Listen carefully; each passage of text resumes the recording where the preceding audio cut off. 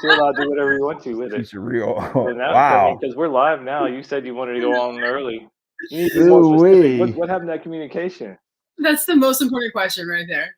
We are, yeah, man, we need to get our relationship in order, man. Our communication is off. It's been a while. Hi everybody, it's been a while. Our communication is absolutely off. So I'm sharing now. We're gonna do our share thing. Yeah, y'all know how we do. Everybody out there, they know how we do, man. You know how we do. It's been a while, but you know how we do. Exactly how we do, man. We spend a minute or two just kind of hitting share and all that good stuff, man. Let me see. I'm gonna share it to a post. I'm gonna share it here. Oh, that's right. I put it on the other page. Yeah. I don't even know where I'm sharing from. I'm sharing all over the place. What do we call this? What we call this? Female masculinity? Is that what we call this? Female masculinity. I put masculine females and feminine males or something to that effect. We can do all that, man. Man, I'm wondering. Let me see. I'm about to hit share right now. Better share. Oh, there's some sharing. And then I'm gonna tag both of y'all on here. So it shows up. There's Jason. Share. Where you at, Paula? You got to be on one of my pull downs here. Let me see. Let me search Paula.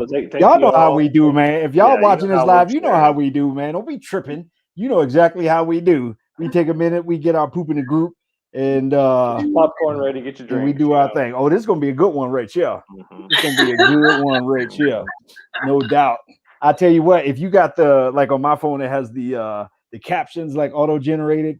Good luck with that one on in here, because we don't necessarily use the proper King's English, but that's just how we roll.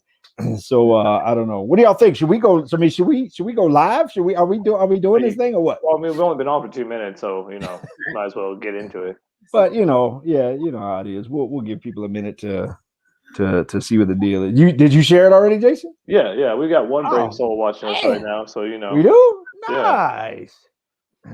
Nice. That is outstanding. 3 shares. You know how we usually do. We get that the late folks and the people watching after the fact. So well, I did I pulled a little okey doke. I did say we were going live at 7.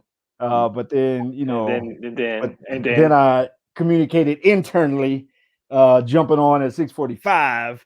So everybody's waiting for 7. I was expecting you to read my mind to know that I meant, the 3 of us just get on here at 6:45. I was expecting you to just know what I was, but that's quite all right. It's been a while. So it's been a while. We did this for Paula because it's like 2 hours later where she is. So we did this for her. Like, whoo, good Lord, have mercy. Well, we might as well get into it since. What do you think, man? I think Paula's ready. Are you ready, Paula? Are you ready, Paula? Well, you know what? I am Kirk M. Samuels.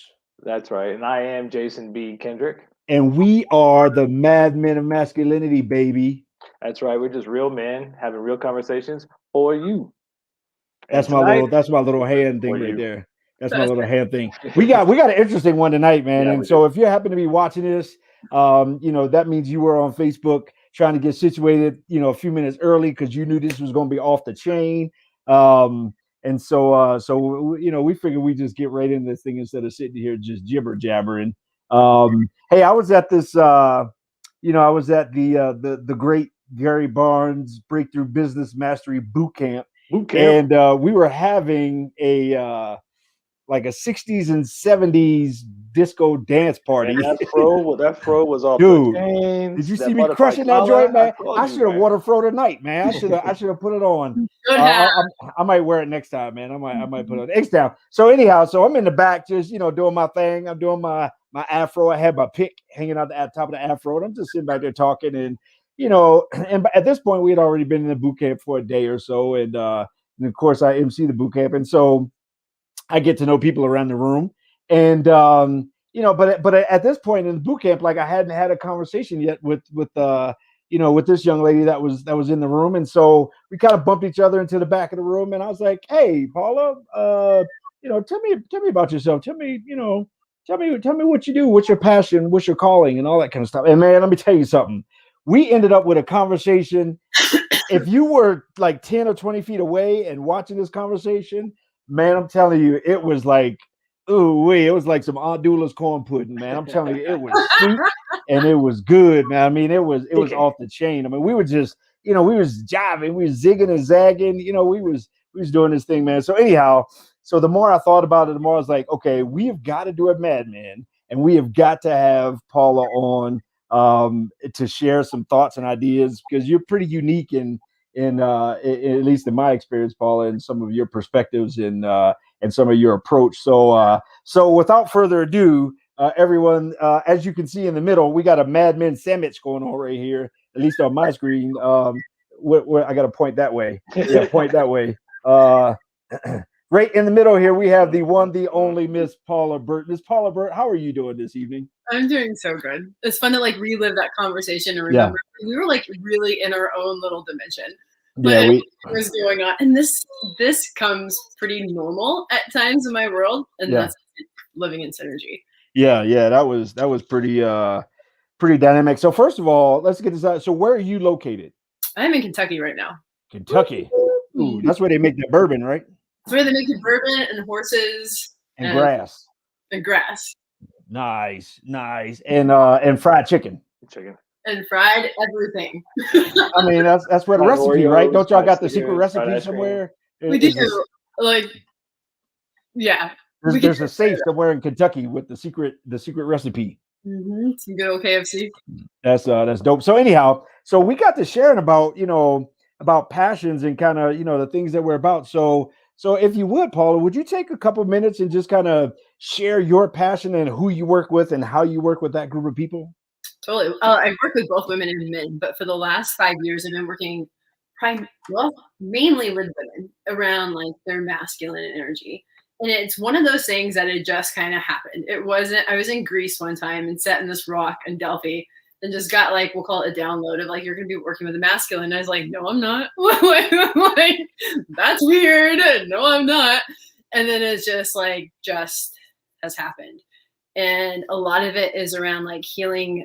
I've been in like feminine circles, it's like feminine this, feminine that, magnetism, da, da, da, da, da. And one of the things that I'm really passionate about is that we all get to rise together. Right? It's not about one or the other, and internally the same thing. So if you're like rising up your feminine, getting her like all like glorified and in touch and yada, yada, yada, yay. And also we're going to do the same for the masculine. So that way my masculine isn't fighting against the men in my world that I actually want to cultivate relationships with and want to help them uplift and rise and amplify too. Wow. And hey, I almost forgot, by the way. So we are streaming this on several different platforms. One of the platforms we're streaming this on is Facebook. And so you might be watching this on, say, my timeline, or maybe Jason's timeline or something like that live. If you are watching this live, first of all, because we did start early, you can rewind and start over at the beginning. Secondly, if you want to type in live comments and have us see these live comments, go to the Mad Men of Masculinity Facebook page. And then when you type in comments under the video there, we can see them live, and we'd love to give you a shout out and get your feedback, because we're going to get into some stuff.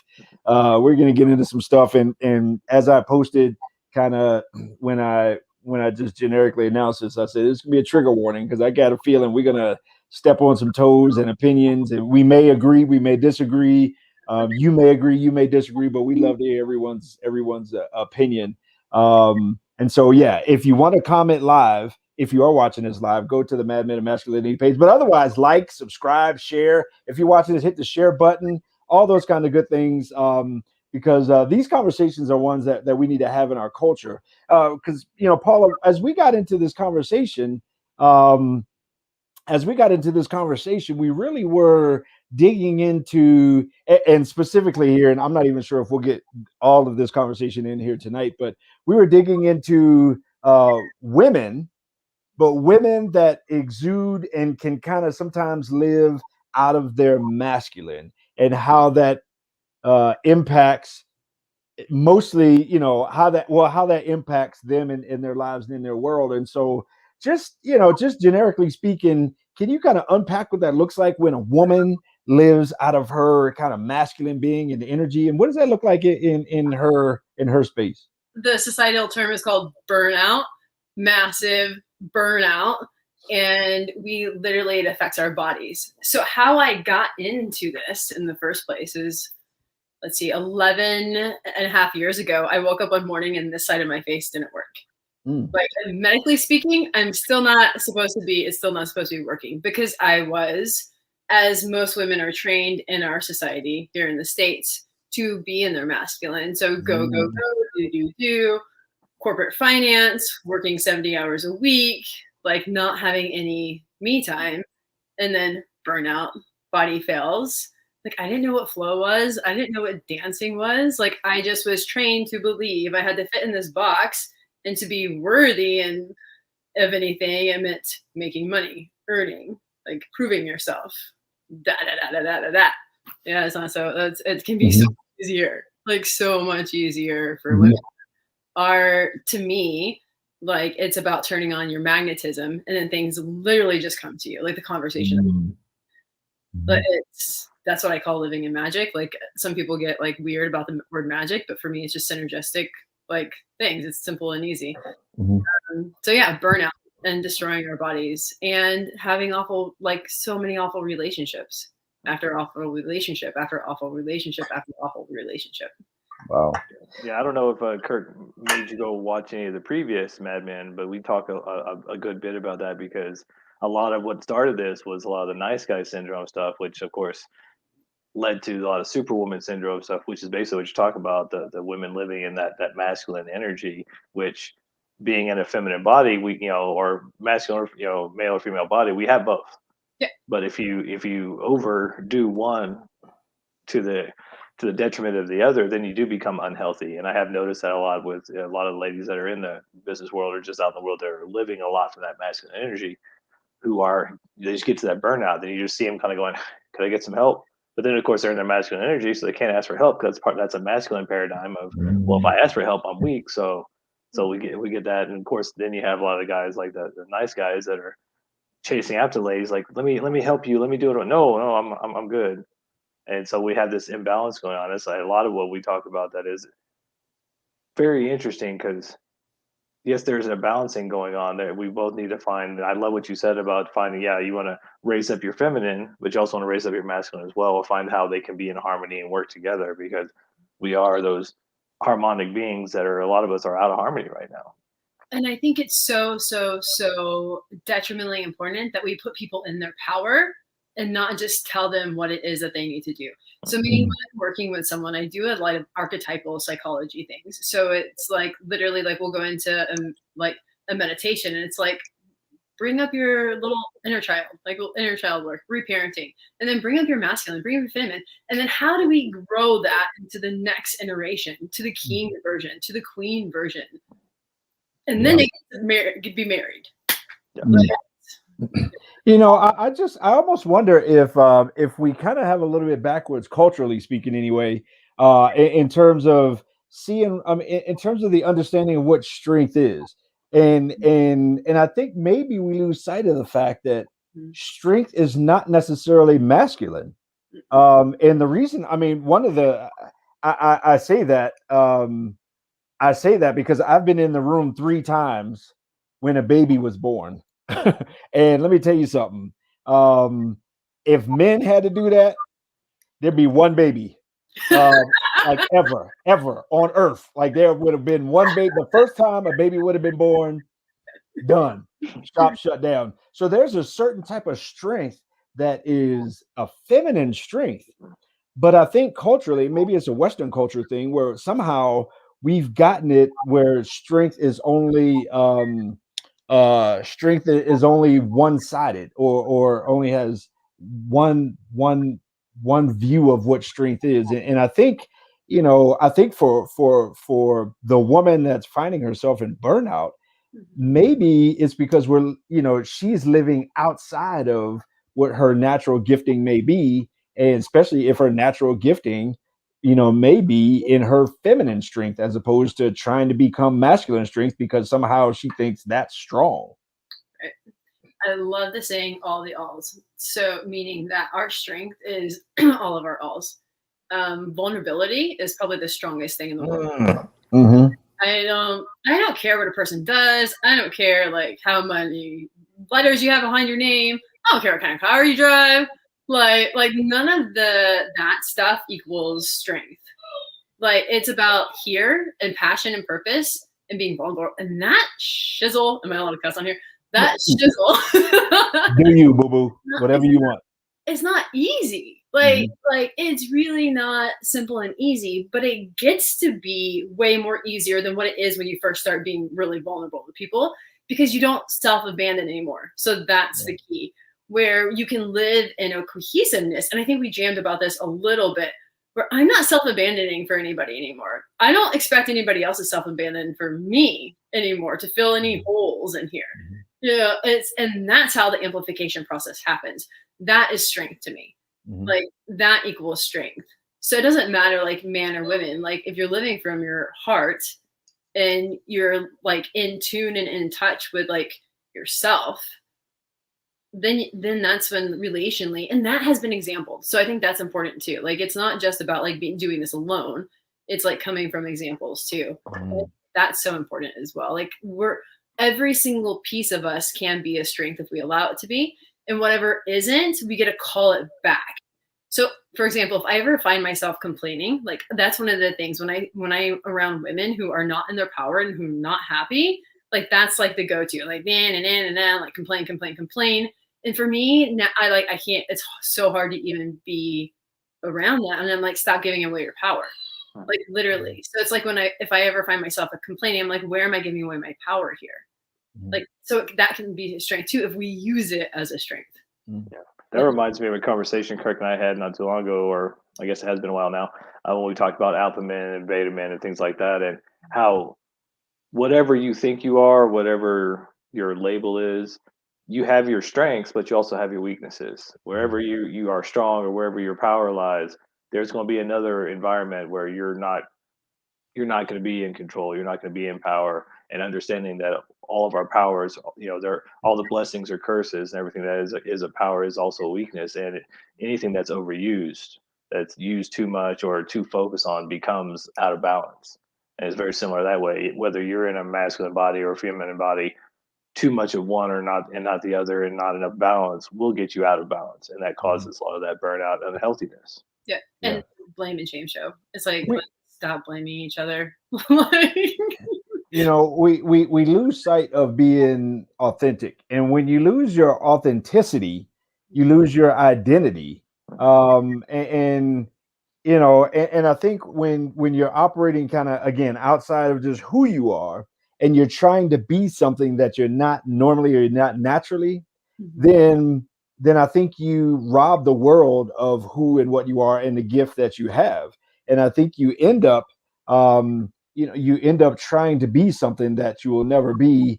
And quite honestly, at the core of that is each one of us. But in this case, since we're talking about what I at least I've called female masculinity, I think in that is the lack of understanding that you, ma'am, are enough. Like you are enough exactly the way you are. And even if that is the most radiant, beautiful, feminine you, I guarantee you that a man will go to war for that femininity. You can't tell me a story or a movie with a superhero in it that doesn't involve a woman. Yeah. I mean, there's every male protagonist in fiction has a female as part of his why, as part of his purposes. I went to see the movie Wonder Woman. Okay, this is a superhero movie about Wonder Woman, and at the end of the movie, a man dies for Wonder Woman. I mean, he gets in the airplane, spoiler alert, and he takes his bomb that's on the airplane and he flies up and he blows up. I mean, to save Wonder Woman. This is freaking Wonder Woman. Right. And so, I mean, and so when we lose sight of the fact that you're enough, not being the ball busting boss lady that the world tells you have to be and have everything figured out. You have to be strong and you have to be, headstrong. You got to have it all going. You can't be mushy. You can't be emotional. You can't be tender and soft and vulnerable. You got to be all those kinds of things. And some of this, I think, comes down to, the flip side of all this is the man part of all this, and us abdicating our thrones, and so women kind of stepping into that space. But I think in the core of that, in terms of the woman, like I have a hard time being in the presence of masculine women. Like it just gives me the heebie-jeebies now. Like I have to dismiss myself from the room just because it's such a turnoff. And I don't even know if if women realize that that it's only a turn on to people that are trying to be the same thing in an inauthentic kind of way. Yeah, well, and that's a great point too, because we've talked about the polarity. There's got to be the polarity of energies for there to be sexual attraction or relational romance, anything like that. And so, if you were a masculine woman looking for a masculine man, then you're just going to butt heads. There's none of that polarity. And so, what tends to happen is if you're not looking at what energy you're bringing forth, you don't realize you're attracting the beta or the feminine man or whatever, and then they're upset because they can't find that alpha guy or the leader guy, but that's the role they chose. And that's one of the things of being aware that, okay, we have both energies, and depending on which one you're bringing to the forefront, which is fine. I think the best thing what we're learning now is how to shift energies. What is appropriate now? What is applicable now? And how do I shift out of that back into this so I can have a healthy, balanced relationship? But if I'm just going to stay as a woman in my masculine or as a man in my feminine, well, okay, we can have polarity there, but then now we're both kind of out of our natural place. And so then it doesn't feel right. Like Kirk said, I'm the same way. At work, if there's a masculine woman at work and we're working, we're getting stuff done, okay. At the bar, see ya. I don't have time for that. Mm-hmm. Yeah, and for women, the women that I've worked with, and even myself, it was literally it's not even a conscious thing until it becomes conscious, and a lot of times it's just covering from layers of like trauma.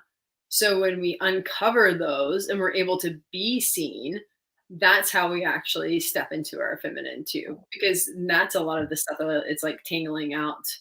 It's in psychology. That's my background, university, like psychology, social work. We're taking out like the arrested development. And where did this development stop? And where did you have to start covering up yourself because you're afraid to be seen in your vulnerability? Even though, because I didn't realize my vulnerability actually moves men and moves mountains and moves my magical body. Like women are not in their bodies anymore, which yay for yoga and getting me in my body. Like yay for being in Indonesia. We've talked about that a bit, and like saving my life, because that's where our power comes from. That's how we birth babies. That's how we birth creation. Creation is part of the movement of men too. But it's so backwards. Like it's a lot backwards in our society. And I think like purposely done sometimes. Like unfortunately, I remember in one of my psychology classes years ago, it was like a health psychology class, like a nurse came in and she was talking about like the soy in our food products and like the estrogen and all of that. And I'm like, okay, yeah. I see it now. Mm-hmm. Yeah. I don't even know if culturally speaking, if we realize that, I think anyway, that women are largely en masse being pushed or almost forced into space that they didn't really sign up for. And oh, by the way, let me reset here. Kirkham Samuels, JSB Kendrick, Paula Burt, me and that guy way over there is Mad Men and Masculinity. Paula Burt, she specializes, she's passionate about women in their femininity and kind of helping women. I'm speaking on your behalf, but helping women kind of reconcile their balance between the masculinity and femininity. And if you want to comment on here, go to the Mad Men and Masculinity page on Facebook. And just add the link in the comments there. So links are right there. You can go straight to it and you can put a comment. We can read it. But anyhow, I think women have been kind of forced out of giftings, the beauty, and like you said, the magic of what women are, into the different kind of magic that men are, but not necessarily equipped for the same things. And yes, you can do all that, but do you really want to? Yeah. Like, do you really want to carry it all? Nope. Like, yeah, you can open the door, but wouldn't it be cool if somebody would open a door for you every now and then, or help you carry the burden? Or you can be the boss lady. You can do all that. You can have all the success and all that kind of stuff. But when you come home at the end of the night, don't you want somebody to share all that with? Yeah, I want strong arms to hold me like all day. Right. Like that's like I want to be held. Like hell yeah. Now, like right now, where I literally for the last 5 years, I've been divorced 5 years. I have had to do so much internal work. Like just the first man that I dated, he wanted to mow my grass. You guys, that was so hard for me. It was like what, but it was like shielding, right? So I literally like sat in meditation, did inner child work around someone mowing my grass. Yeah. It's hard for you to be a receiver if you can't open that up. And if you can't be a good receiver, you can't be a good giver. So your giving is not coming out of authenticity either. It's coming out of either obligation or it's coming out of just, something that's not natural. And so you block yourself from being able to receive when you don't even allow yourself to exist in the beauty that is the femininity of the woman these days. And we were talking about like I've traveled so much in the last 5 years, and I haven't been on a plane where a man has not got down my luggage for me. Like probably maybe once in 20 trips. And I remember having that conversation with you, and sweet older gentleman, like he was like, "Can I get down?" I was like on the way back from Denver, and I was just giggling inside because it's easy and I've been able to see a man's eyes when I am able to receive. Same thing with compliments. Like when people used to compliment me, I would like totally like, and then when I give compliments now too, when a person can receive that, it feels so good. Like good to be received as well. So I'm like, oh my gosh. Like it's like all these like in 5 years of like little massive awakenings, if you will. Yeah. Well, and even there's always the both sides, this and that sort of thing. So even that a lot of the women nowadays have been pushed into their masculine. At the exact same time, there's been this demonization of men's masculinity. Yeah. So, and of course, there has been a lot of unhealthy, toxic masculinity that went overboard. There's just and that, and that has been brought up, and that needs to be brought up. However, that's not all the guys. We're talking 1 to 10%. And so now there's this over umbrella demonization of masculine. And then now he was like, okay, now we have a lot of strong women in their masculine who can't find masculine men. While as they're getting pushed in their masculinity, those masculine men are being demonized, and men are pragmatic. They're very much going, okay, so what's in it for me? Like, you talked about vulnerability as a superpower, and that is the number one issue for men, whether they're in their feminine, whether they're in their masculine, just being men. And it's turned into this thing now. Not only do we have a hard time as men being vulnerable around other men, now we can't be vulnerable around other women because they're in their masculine, and so we get it from both sides. So there's this isolation, going on that needs to be brought out. And it's not about one being right or wrong or anything like that. It's like we need to be aware of these things. We need to be aware that women are being pushed in their masculine. That's unhealthy for them. They're getting into burnout. We need to be aware that men are being demonized for being masculine. And then there's so many tangents from this, but just those awarenesses, like, okay, I'm a woman, but I'm being pushed into my masculine. I feel like I'm in burnout, but I can't receive. Why can't I find a masculine man? All these things are interrelated. It's this spider web of like imbalance that we're dealing with now. It's like, I love when you're like, oh, I've got to unravel this trauma and this isolation and this cover up. Well, we've all got to do that to go, what's really here? What can I bring out as my superpower? And where's my safe community that I can go, here's me vulnerable? Because a lot of times out in the world now, being vulnerable is really not safe. Yeah. That's why I appreciate Kurt, like you doing like the initiations, and Jason, I know like I'm sure you're a part of that too, but I think that's vitally important as well. Like, so I have 3 boys, and it's like, I remember like almost about a year and a half ago, I almost put like this thing out, like, who do I know that can be mentors for these boys? Yeah. Because I get the need. Like, I see it. Like, I want good men in their lives. Like, they need to go through those initiations just as equally as like women have red tents and women have initiations for like girls coming into like their womanhood. Like, our boys need to be initiated into manhood too by men who get this, by men who aren't afraid of their power. Yeah. And I think it's important to understand that, a woman, no matter how hard she tries or no matter, what she does to try to get there, she can't replace a man in terms of being a man. even if you're a single mom, you know, I have a problem with single moms getting Father's Day cards and the whole idea of your mother and father. No, you're just a fantastic mother. You're not a mother. And my mom largely raised us on her own. And we've had this conversation, and, you know, she's not a father. She never, you know, she's had to, unfortunately, because she's raising two boys, she did have to kind of live out of her, you know, what I would call, looking back, her masculine side, you know, to some degree. But at the same time, that doesn't make her a father. That doesn't make her a pseudo father. Because I think when we try to do that, we pull away from the gift that she's a dynamic mother. When we try to, you know, label some of what she does as something that she's not, then we're taking away some of her, you know, some of her contributions, some of her identity. And so, you know, in terms of it, it takes a man to make a man. It does take, you know, a young man to get around men in order to get that true, the truest of forms of masculinity anyway. And so, yeah, when we did that rite of passage last year, you know, one of our mutual friends, you know, Jenny Land had her son in there, and, you know, I mean, it was, you know, she's a dynamic, phenomenal woman that's doing a whole lot of things, but she was like, no, my son needs to be a part of that. I mean, she needs to, I mean, and so I think it's the awareness that it does take a man to make a man. And even in the process of raising a man, you know, a mom doing the best that she can, and doing a fantastic job at being a fantastic mom. I think we take away from some of that effort that she did. We take away from some of her mom magic by calling it dad, or by trying to make it into she's somehow filling a man role. I just don't think, I don't think that's appropriate. Yeah. I think it's also equally like all the men that I've gotten to know like really deeply, whether they can express it eventually, but like the deep desire is to actually lead Mm-hmm.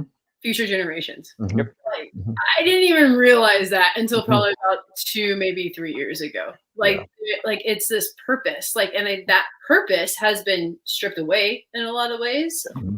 Then, I mean, there's so much addictions and like all these like checking out of life that happens when being in purpose doesn't happen. And that is one of the purposes that I think brings great joy to a man's life, is like literally like showing, like tinkering and like, hey, this is do this. Well, and, not even, you know, not even just with future generations, with our women. There is an ingrained thing in men, and that's what Kirk was talking about. That we want to be the hero, we want to be the provider, and when we're dealing with masculine women, then it's more of a fight than is this provider role where she can receive, and we get to fulfill that purpose as men of, let me provide for you, let me be that, you know, fix the car, mow the grass, provide a home, and all those things.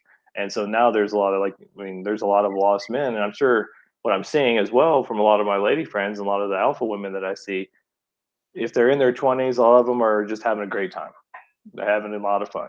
But as they age and get into their 30s and get closer to that, the virtual wall of, you know, female maturity, and maybe getting past the childbearing years or whatever, there's this reality of, oh wait, now I can't find a man. I'm so used to being my masculine. Now I'm burned out.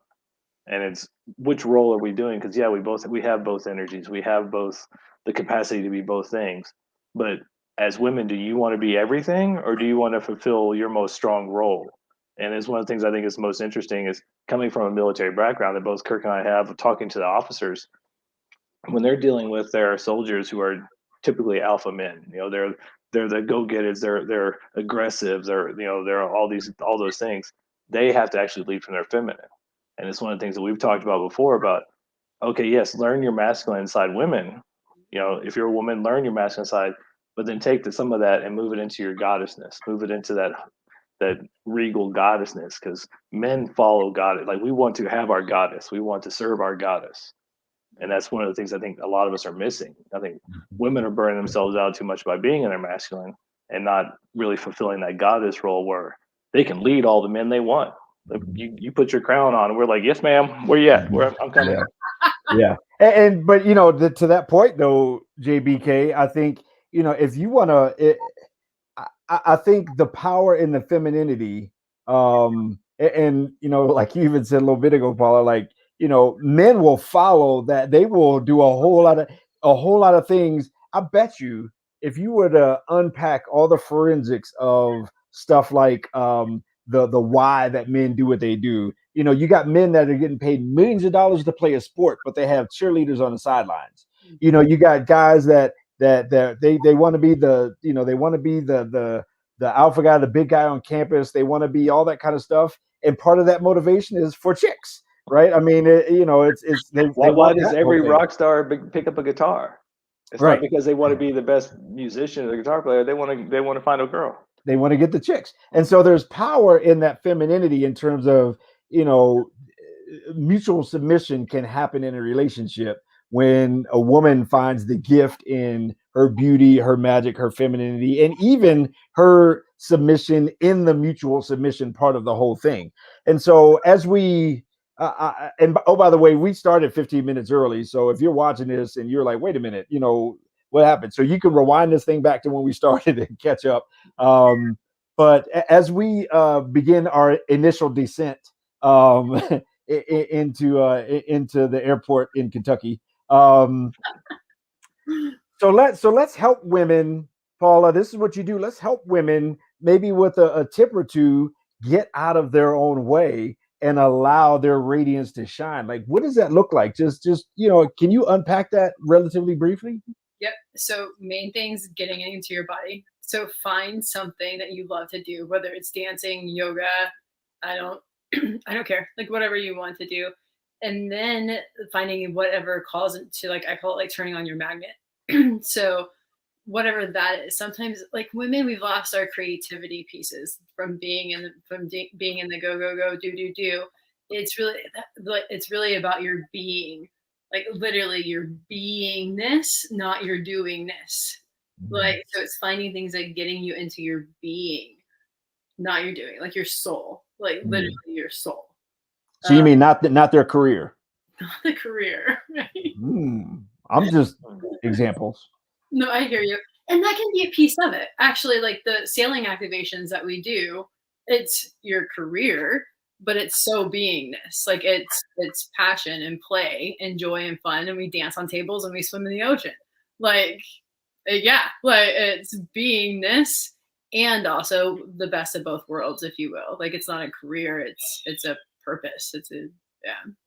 Do women find liberty in their being that they couldn't find in their doing? Oh my gosh, yes. And it's like there's, particularly when we go to certain areas, like certain areas like call people. We can call it past lives, we can call it quantum. Like I don't really care what the label is, but people are called to certain areas and they remember something about themselves there. When I'm in Greece, I'm like Amazona, like Amazona, and I'm like, hey, like it's these multidimensional beings that come and they find like pieces of themselves, and we like dance with it and play with it and love, like we just have fun. Wow. And that reminds me of the movie Eat, Pray, Love, where it's like most of the movie is really her trying to find her being, her running away from her doing, but finding her being in that movie. And it, you know, if I remember right, that was kind of the central theme of the movie, is where she was trying to get out of that, and she found everything she was looking for when she got just into the being of who she is. It's really, for anyone that I've ever talked to, like you can finagle it however you want to, but really it's about the depth of connection. Like it's about connection with ourselves and with each other, like, and communities.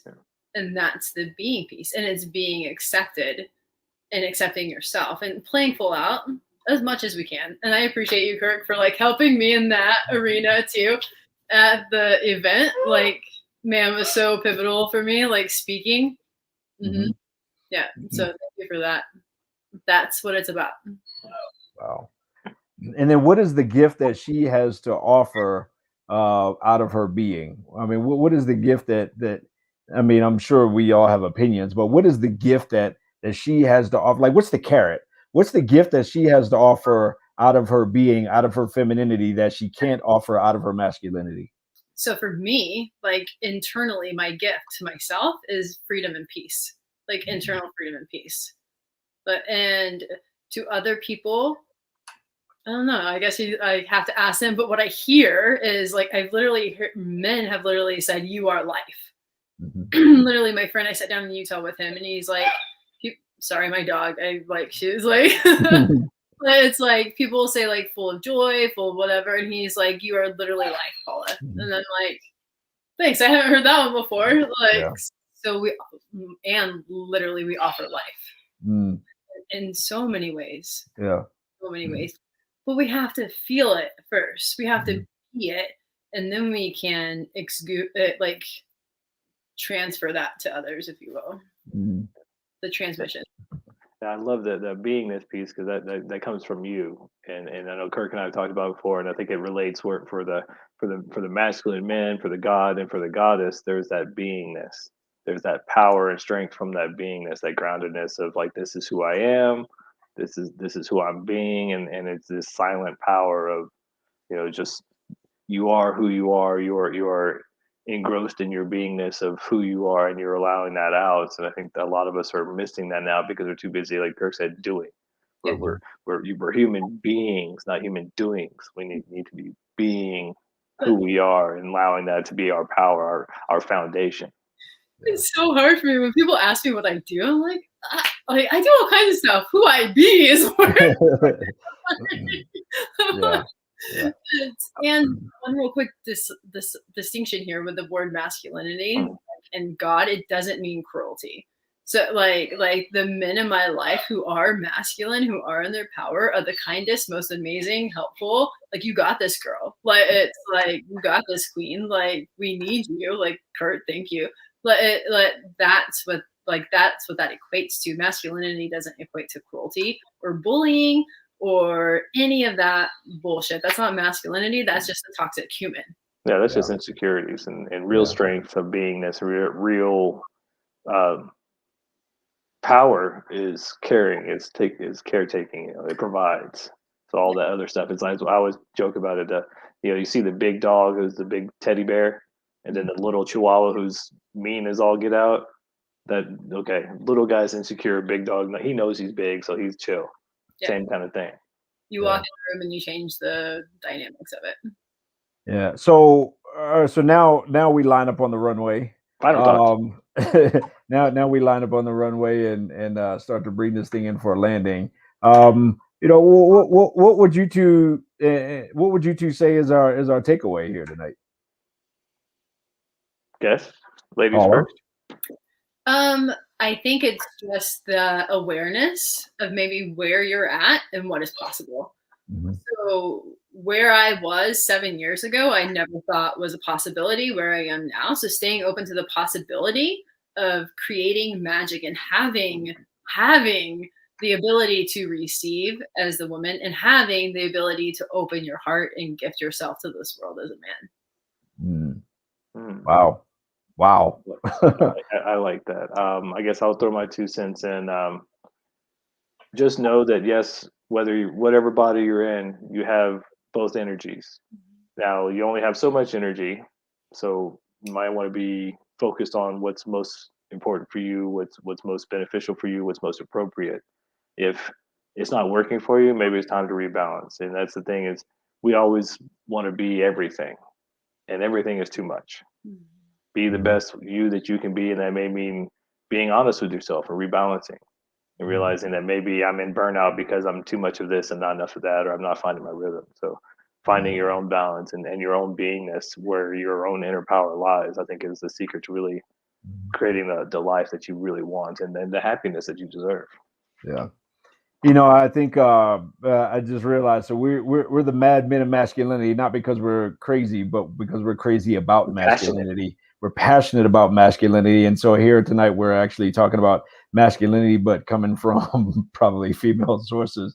I personally think that I think the term, toxic masculinity is an oxymoron. I think if it's masculinity, it can't be toxic. And that being said, you know, a matter of fact, even when I posted this thing, somebody asked me like, "Are you saying toxic masculinity?" I'm like, well, you know, I'll leave that up to whomever. But you know, I think definitely you can have toxic, what they call toxic masculinity from men, which is where a man is trying to be something that he's not, and he's trying to overcompensate for something that he doesn't have. And so that's normally what we call toxic masculinity. I think in terms of women, I think when it does come from an inauthentic source, then, you know, to some degree it can be toxic as well. I mean, it can ruin a room. It can be unattractive to people, men and women. It can turn off an entire room. It can shut down business and all that kind of stuff because you're not being authentic. And in that, I do think it comes down to recognizing that you're enough, exactly the way you are. And I think, you know, as much as, you know, we talk about men doing our thing and men kind of getting back our crowns and our thrones, you know, I think it's going to take women for part of that process is going to take women to get out of that space and to allow a man to be a man and to be all the things that a man is supposed to be. But I think culturally speaking, when we do all that together, things come back into harmony and we have flow. We don't have pressure. We have flow. Yeah. And so I think that's hugely important. Absolutely. Yeah. Absolutely. And polarity. Yeah. And we get to amplify each other, not put each other down. Right. And I think something we should probably start promoting is that there is no toxic masculinity. There is no toxic femininity. There's toxic insecurity. Right. It's all coming from insecurity. Yeah. I mean, I'm tired of the pressure of a man to perform with a blue pill.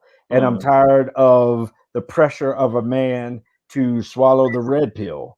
I've been thinking lately, you know what about the clear pill? What if we're just clear about who we are and allow what we are to flow out of who we are? You know, you know, just the clarity behind it all. So there's tremendous power in that. I don't want to be a woman. I don't want to do woman stuff. I think there's freedom in not being a woman. If I'm in a relationship, I want her to be that, so I can be this, and we can be us and do us. So Paula, do you? I mean, what does it work? What does it look like in terms of your work with women? How do people get a hold of you and what you know, what do you you know, how do you help women? I was trying to avoid saying what do you do. I was trying to avoid saying what do you do after everything we really cool. About. Transformational coaching. My favorite way to do it is experiential. Like I had a client come in for a week and we literally we were hiking and we were like, but everything comes up and out, and like I combined all kinds of like energetic modalities and communication techniques and really like standing in your power and calling your power back to you. A lot of times I'll do like 3-month containers for one-on-one programs, and then we do the sailing activations. I have something like in the works in September for retreat wise. So yeah, it's all kinds of fun stuff. Well, if somebody wanted to get a hold of you about that, how would they get a hold of you? So social media mainly, like Facebook or Instagram. Like and what is that? How do they find you? I mean, on the screen it just says Paula. I'll let you speak you. Yep. So Paula Burt on Facebook, and then it's @IAM_Paula Burt on Instagram. Right on. And if they don't live in Kentucky, there's still hope that you can still work with and help someone. You know what's so funny is I've been talking about this for about 2 months now. I have done stuff internationally, and I have done stuff in California. I've done stuff in Utah. I've done stuff in Colorado. And I'm like, okay, Paula, like I get to create something like locally too. So yeah, of course, like I've always gone different places where people have come here. It's just how it's been so far. Right. So somebody can get on a plane and come to you. Heck yeah. This is my favorite. Wow. Man, ladies, just saying, you know, it's a great getaway and you'll come back better than you left. So anyhow, well, now that we're pulling up to the gate, we'll turn off the fasten seatbelt signs and we'll let somebody help you get your luggage down from the overhead compartment. You like that, huh? You like the way I did that, right? You like the way I did there? Boom, boom, boom. So anyhow, thank you so much, Paula. If you're watching this again, you can rewind and you can go all the way back to the beginning. You can still comment. We'll see them after the fact. You can like, subscribe, all those kind of good things. You can go to YouTube and subscribe and see all our past videos that have been recorded and added to YouTube. So, there's much more. Absolutely. And reach out to Paula. Let Paula know that you either agree or maybe you disagree or maybe you got an opinion. But reach out to Paula. Gentlemen watching this that are dealing with your masculine lady, send them Paula's way. Yeah. Maybe might help. I don't know. Maybe you can be watching this when she walks by and she'll say, You probably don't want to say, hey girl, you should check her. You probably don't want to tell her what to do. Yeah, I guess it doesn't really work for men when women do it to us. You probably should somehow, Few of my clients have been men that have also like shifted like their relationship as well, just on how they should is important too, because it's both of us, right? It's not just one or the other. It's both. No, it's definitely a partnership. Yeah, it's both. Absolutely. Both. All right. So speaking of both, we're gonna have to come back and revisit with Paula at a later date because obviously there's not enough time to talk about everything we want to talk about. So hopefully, Paula, will you come back and see us at another time? Yes. Pretty please. Pretty please. Awesome. Nice. Jason B. Kendrick, my man. Kirk I love you, Samuels. brother. I love you, brother. You moved. Invite me to your new place, man. Stop being a sucker. I told you come out to the pool, man. What the hell? All right. You did tell me that. You're right. You're right, man. You did tell me that. All right. Well, we love y'all. And we'll see you, the Mad Men and Masculinity family, next time. See ya. Bye.